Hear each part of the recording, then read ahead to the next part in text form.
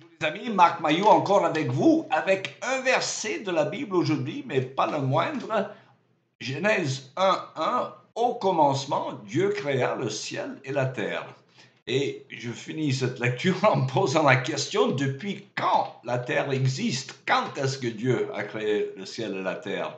Alors, celle-ci, c'est la deuxième dans une série de méditations sur la question de la création par rapport à la théorie évolutionniste qui domine en Occident, hein.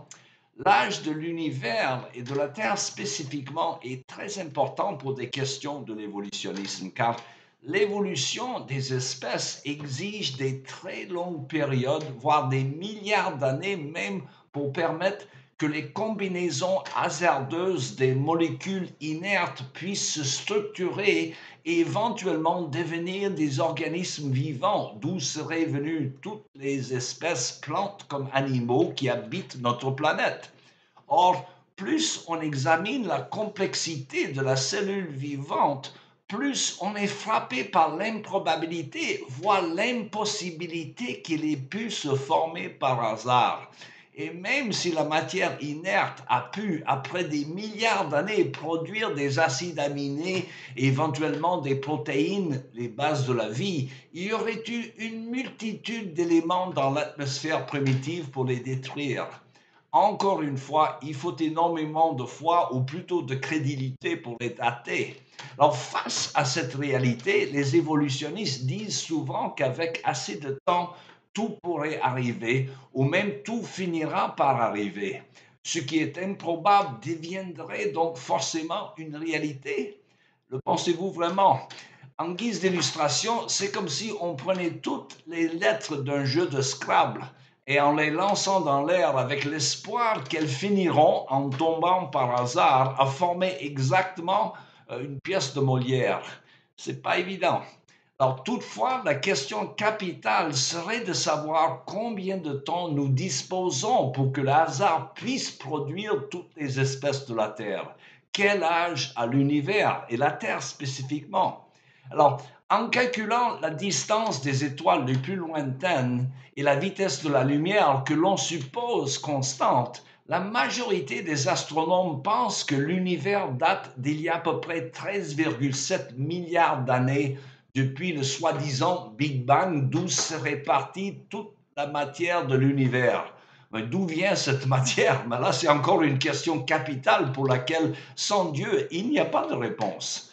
La Terre se serait formée plus tard, il y a environ 4 milliards d'années. Toutefois, vu l'énorme complexité et variété des organismes vivants, les évolutionnistes avouent que même 4 milliards d'années sont largement insuffisants pour rendre crédible la thèse darwiniste. La question de la datation demeure donc fondamentale. Alors, il y a des chrétiens non évolutionnistes, bien entendu, qui enseignent que la Terre est jeune, autour de 10 000 ans. On arrive à ce chiffre en rajoutant les âges des généalogies bibliques. Alors, au XVIIe siècle, un évêque irlandais qui s'appelait Ussher avait calculé ainsi la date de la création qu'il a mise à 4004 avant Jésus-Christ. Mais ces calculs étaient basés sur l'idée que les généalogies bibliques sont des chronologies rigoureuses. Et elles ne le sont pas. Parfois, pour des raisons que nous ignorons, la Bible saute parfois des générations des personnes qui ne sont pas incluses dans les généalogies bibliques. Alors la question donc subsiste, depuis combien de temps l'homme existe?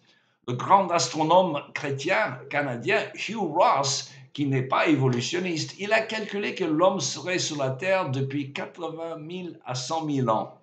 Alors le sujet reste très compliqué car les méthodes de datation sont contestables. Différents laboratoires arrivent à des énormes écarts en datant des échantillons d'un même spécimen. En conclusion, je pense que Dieu ne nous a pas donné tout simplement d'indices assez clairs pour connaître la date de la création.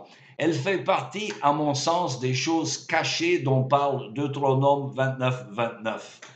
Cependant, je dirais pour les anglophones qui s'intéressent à la question, je vous recommande des livres ou des conférences du Dr. Hugh Ross que j'ai mentionné sur YouTube, un grand savant et un chrétien fervent dont l'association apologétique Reasons to Believe a beaucoup de choses intéressantes à nous apprendre. Voilà tout le temps qui me reste pour aujourd'hui. Il me reste qu'à vous souhaiter une bonne journée et à la prochaine.